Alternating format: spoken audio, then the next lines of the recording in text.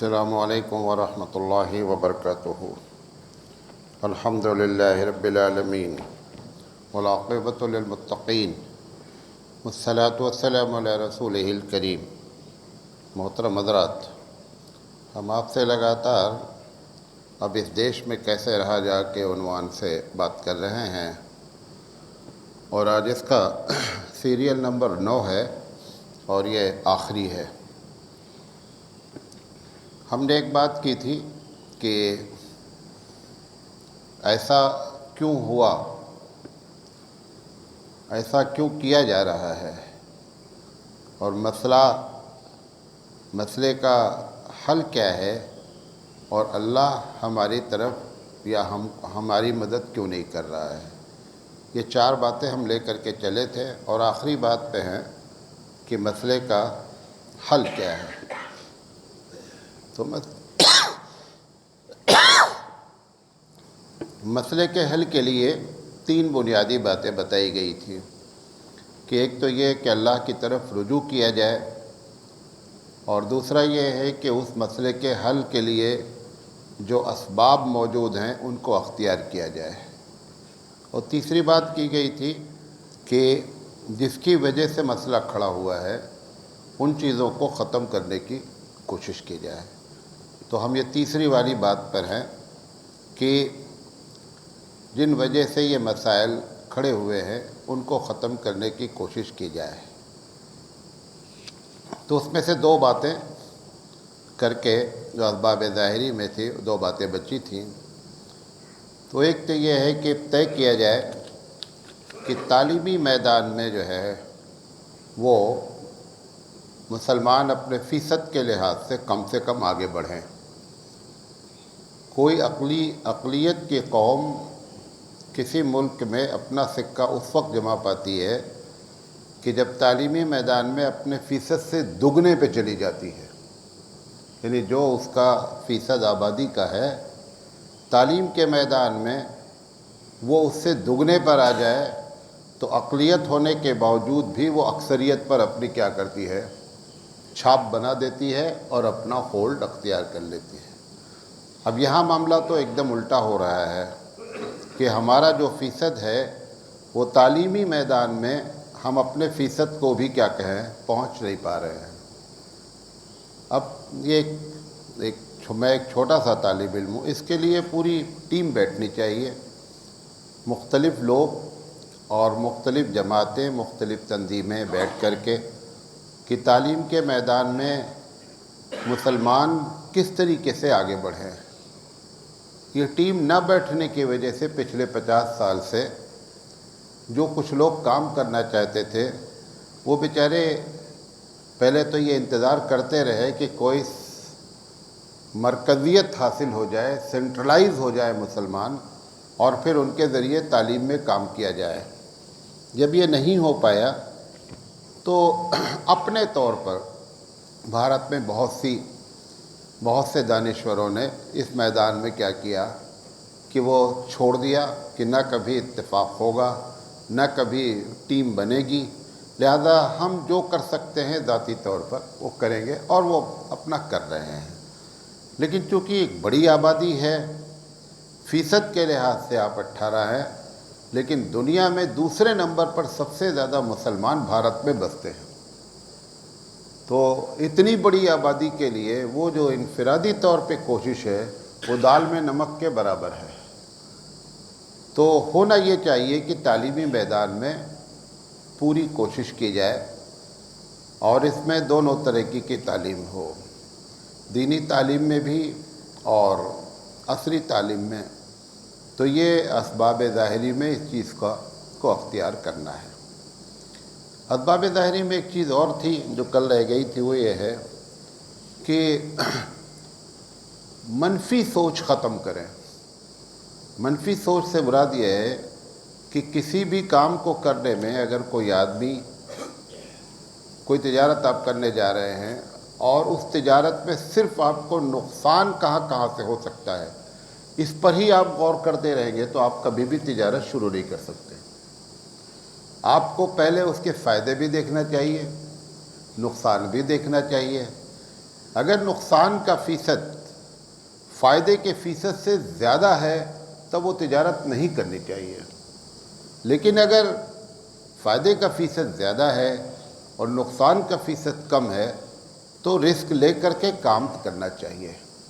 ایسے ہی یہ جو ہمارا معاملہ خراب ہوا ہے، اس میں مثال کے طور پر جو لوگ سوشل میڈیا سے، یوٹیوب سے، مختلف چینل سے جڑے ہوئے ہیں، روزانہ، کیونکہ آپ کبھی بھی گاؤں میں نکلیں، ٹرین میں بیٹھیں، پلیٹ فارم پر بیٹھیں، تو جتنے لوگ بیٹھے رہتے ہیں اس میں 70% لوگ کسی سے بات نہیں کرتے ہیں، وہ صرف کیا کرتے رہتے ہیں؟ موبائل دیکھتے رہتے ہیں، موبائل پہ لگے رہتے ہیں۔ تو جو لوگ یہ موبائل دیکھ رہے ہیں ان کو ایک مرتبہ اپنا تجزیہ کرنا چاہیے کہ یہ جو نفرتی باتیں کی جا رہی ہیں یہ زیادہ چینل ہیں یا ایسی باتیں ہیں کہ جو ان چینل پر کمنٹ بھی کرتے ہیں، ان کو خراب بھی کہتے ہیں اور مثبت باتیں بھی پیش کرتے ہیں۔ اب مثال کے طور پر ایک چینل کہہ رہا ہے کہ ہم مسلمانوں کو اس دیش میں قطعی نہیں برداشت کرنا چاہتے ہیں، کچھ لوگ بول رہے ہیں، تو کیا اس کی بات کی تائید کرنے والا سارے لوگ ہیں یا کچھ لوگ ہیں یا اکثریت اس کے مخالف ہیں اس بات کی؟ اگر اکثریت، ابھی جو حال ہے کہ اکثریت ان باتوں کو پسند نہیں کر رہی ہے، اگر کوئی کہہ دیتا ہے کہ صاحب مسلمانوں کو اس دیش کو چھوڑ دینا چاہیے، مسلمانوں کا کوئی حق نہیں ہے، ٹھیک ہے، اس نے جو بات کہی ہے اپنے حد تک صحیح کہی، غلط کہی، اس سے بہتر ہے، لیکن کیا اس کی بات کی تائید کرنے والی اکثریت آبادی ہے؟ ایسا نہیں ہے۔ تو مثبت سوچ اختیار کریں، کیونکہ جتنا منفی سوچ اختیار کریں گے، منفی سوچ اختیار کرنے والا آدمی کبھی بھی کوئی آگے قدم نہیں بڑھا پاتا ہے۔ نمبر ایک، ہمیشہ اسی منفی سوچ کے ٹینشن میں رہتا ہے۔ جس نے کہا ہے یہ بات غلط، اس نے آپ کو ٹینشن میں ڈالنے کے لیے ہی کہا ہے اور آپ ٹینشن میں آ گئے، تو اس کا مقصد کیا ہو گیا؟ پورا ہو گیا۔ جیسے میں نے کہا کہ ایک آدمی، ایک مسلمان کو مارا جا رہا ہے مسجد میں، ادھر ادھر کہیں بھی، اس کی ویڈیو بنا کر کے کیوں ڈالی جا رہی ہے؟ اس کا مقصد ہی یہی ہے کہ آپ کو ٹینشن میں رکھنا۔ لہذا منفی سوچ کو ختم کریں اور زیادہ سے زیادہ مثبت سوچ اختیار کریں۔ ہزاروں چینل ہیں جو اس بات کو، ابھی جیسے گیان واپی کا معاملہ ہے تو وہاں کے مہنت تک بعض ایسے ہیں جو کہہ رہے ہیں کہ یہ غلط ہو رہا ہے، یہ جو باتیں کی جا رہی ہیں یہ صحیح نہیں ہے، ہاں کچھ چینل کہہ رہے ہیں ٹھیک ہے۔ تو اس طریقے سے منفی سوچ کم کریں گے تو ہمت بڑھے گی اور کام آگے کرنے کا جذبہ پیدا ہوگا۔ آخری بات، جس وجہ سے معاملہ خراب ہوا ہے، میں نے آپ کو 9 وجہ بتائی تھی کہ 9 وجہ ہے کہ جس کی وجہ سے معاملہ خراب ہوا ہے۔ وہ ایک مرتبہ پھر تقریر سنیں آپ کہ وہ 9 وجہ ہے۔ تو اس میں جو نفرت کی وجہ ہے کہ ہم سے نفرت کیوں کرتے ہیں، اس میں آپ اپنا حصہ بٹائیں، اپنا حصہ لگائیں کہ نفرت کیسے ہم ختم کرا سکتے ہیں، اور ہر آدمی اپنے طور پر یہ سوچے کہ یہ میرا کام ہے اور مجھے کرنا ہے۔ یہ جو ہم سوچتے ہیں کہ وہ فلاں صاحب کریں گے، فلاں صاحب کریں گے، ہر آدمی اگر یہی سوچے گا تو کرے گا کون؟ اس لیے جو اس میں 9 باتیں میں نے اپنے سمجھ سے کہی تھی، آپ اس میں مزید 2-4 نکال سکتے ہیں، 2-4 بڑھا بھی سکتے ہیں، ایسا نہیں ہے۔ تو اس میں ایک بات نفرتی ماحول کو ختم کرنے کی کوشش کرنا، دوسری بات کی تھی کہ پلان کر کے زندگی گزاریں، منصوبے کے ساتھ زندگی گزاریں، اور تیسری چیز باتیں بہت کی تھی کہ کیا ایسا کیا جائے کہ برادران وطن کو اپنے سے قریب کرنے کا کیا طریقہ اختیار کیا جا سکتا ہے، کیسے ان کے ساتھ رہا جائے۔ یہ اللہ تعالیٰ نے آپ کو ان کے ساتھ رکھا ہے، یہ آپ کی کھیتی ہے۔ کسان کو کھیت سے نفرت نہیں ہونا چاہیے۔ کھیت سے اگر کسان کو نفرت ہو جائے گا تو کھیتی کیا کرے گا؟ ڈاکٹر کو مرض سے تو بھلے نفرت ہو لیکن مریض سے نفرت نہیں ہونی چاہیے. اگر مریض سے نفرت کرے گا تو دواخانہ کیا ہو جائے گا؟ بند ہو جائے گا. تو یہ جو نفرتی یہ جو حالات خراب ہونے کی چیزیں ہیں اس کو جو ہے کوشش کرنی چاہیے کہ ختم کیا جائے. اس میں دو باتیں کہہ کر کے اپنی بات ختم کرتے ہیں. جو بہت بڑا مسئلہ ہے اس میں کہ سیاسی طور پر ہم جو ایک دم بکھرے ہوئے ہیں، یہ کیسے کوشش کی جائے کہ سیاسی لحاظ سے مسلمان اپنا ایک وزن بنائیں بھارت میں. یہ جو سیاسی طور پر ہمارا وزن نہیں ہے، ہم ہر وقت کسی کی جھولی کے سکے بنے ہوئے ہیں اور کبھی اس جھولی میں چلے جاتے ہیں، کبھی اس جھولی میں چلے جاتے ہیں. تو اس کے کیا نتائج برآمد ہو رہے ہیں؟ اور اگر ہم اپنا ایک پلیٹ فارم بنائیں گے تو اس میں فائدہ کتنا ہے، نقصان کتنا ہے، اس پہ بیٹھ کر کے بات کرنا چاہیے. اور یہ اس وقت تک ممکن نہیں ہے جب تک ہمارے بڑے لوگ اپنے مفاد کو، اپنے فائدے کو قربان کرنے کے لیے تیار نہیں ہوں گے. بڑے لوگ اگر تیار ہو جائیں، کیونکہ اگر بڑے جب ملیں گے تو ان کا وجود ختم ہونے کا خطرہ ہے. اگر آپ کسی پارٹی میں ضم ہو جاتے ہیں تو کبھی کبھی ہوتا ہے کہ جس پارٹی میں ضم ہوتے ہیں اس کا وجود تو پہلے سے ہے اور وہ بڑی ہے، تبھی آپ اس میں ضم ہوئے ہیں، اور آپ کا اپنا وجود کیا ہوتا ہے؟ ختم ہو جاتا ہے. تو قربانی اس میں اس حد تک دینی پڑتی ہے کہ ہم اپنے مشن کے لیے، اپنے دیش کی ترقی کے لیے، اپنے دیش کی حفاظت کے لیے، اپنی جمہوریت کی حفاظت کے لیے ہم اپنے ذاتی مفاد کو کیا کریں گے؟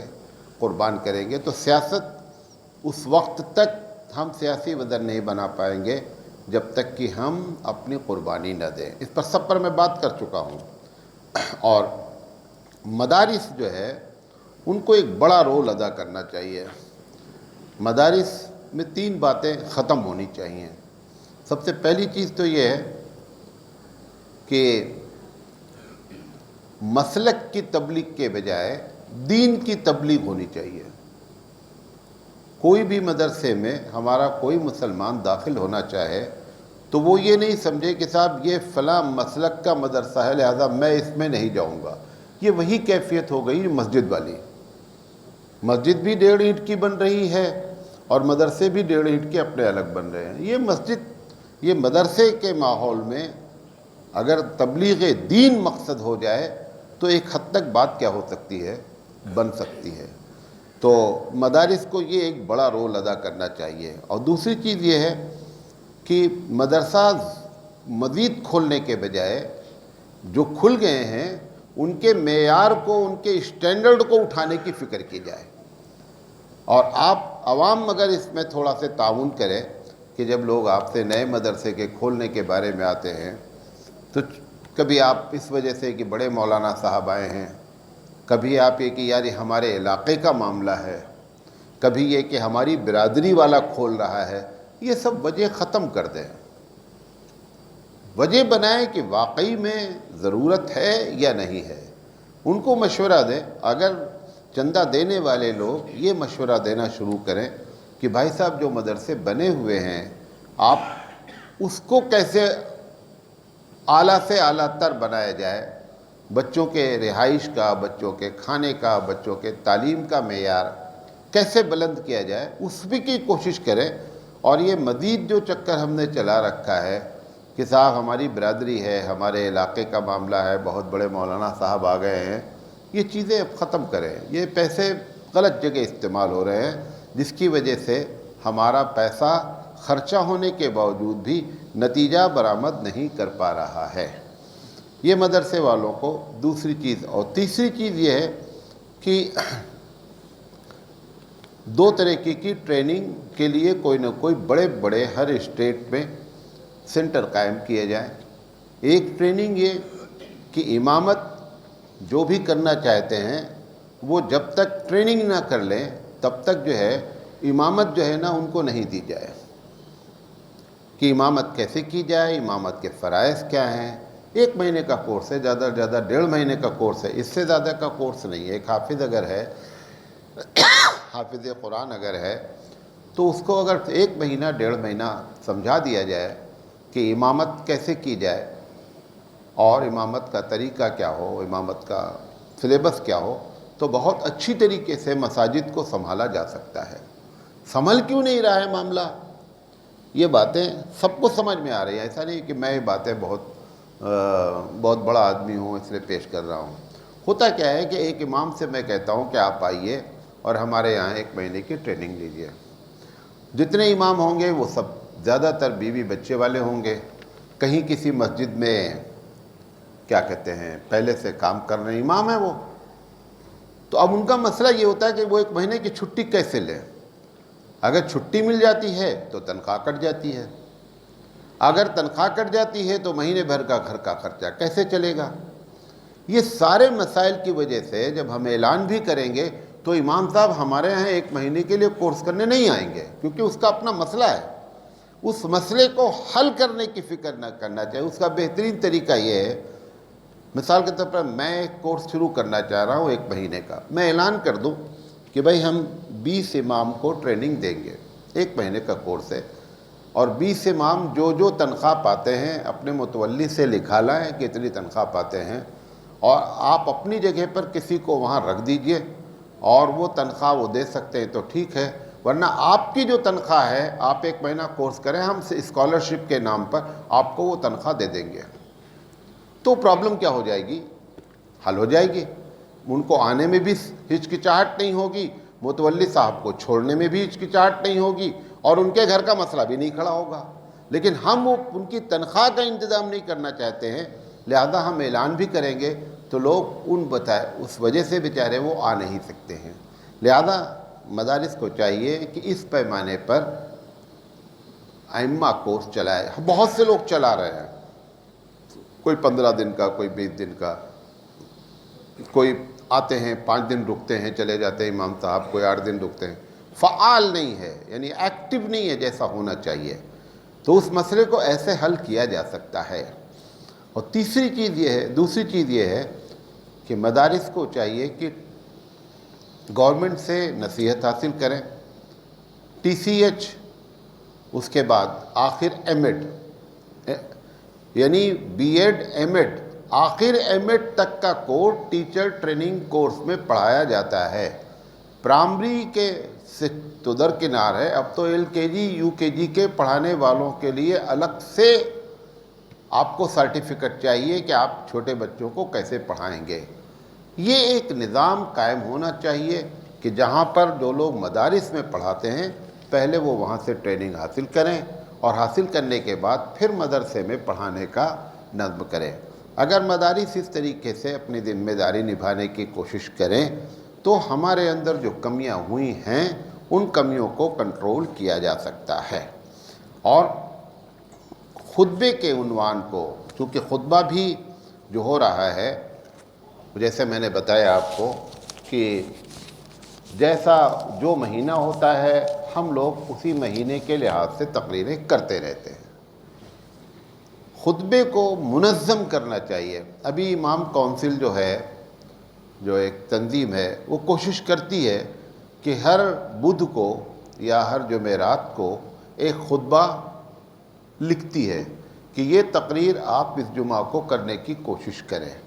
اب ان کے جتنے ممبرس ہیں، جتنے امام ان سے جڑے ہوئے ہیں، سب کو واٹس ایپ کے ذریعے وہ بھیجتے ہیں کہ یہ تقریر کی جائے، اور اس تقریر کو وہ بہت ہی زیادہ مدلل بھی کرتے ہیں، وقت کی ضرورت کے لحاظ سے بھی کرتے ہیں۔ ایسی ہی یہ جو ہمارے جمعے کے خطبے ہیں، ان جمعے کے خطبوں میں ایک ٹاپک کو شامل کیا جائے کہ اقلیت اکثریت کے ساتھ کیسے رہے، اور اس کو برابر بولتے رہنا چاہیے کہ جو لوگ دنیا میں کسی بھی قوم کے ساتھ رہتے ہیں، اگر وہ کم تعداد میں رہتے ہیں، سامنے والی تعداد بڑی ہے، تو سنت کے مطابق کیسے زندگی گزاری جائے۔ تو یہ ترتیب اگر اختیار کی جائے تو مسئلے آپ کے ہمارے کیا ہو سکتے ہیں، حل ہو سکتے ہیں۔ یہ بنیادی باتیں تھیں جو آپ کو بتانے کی کوشش کی۔ اللہ تعالیٰ سے دعا ہے کہ اللہ تعالیٰ کہنے سے زیادہ عمل کرنے کی توفیق عطا فرمائے۔ وآخر دعوانا ان الحمد للہ رب العالمین۔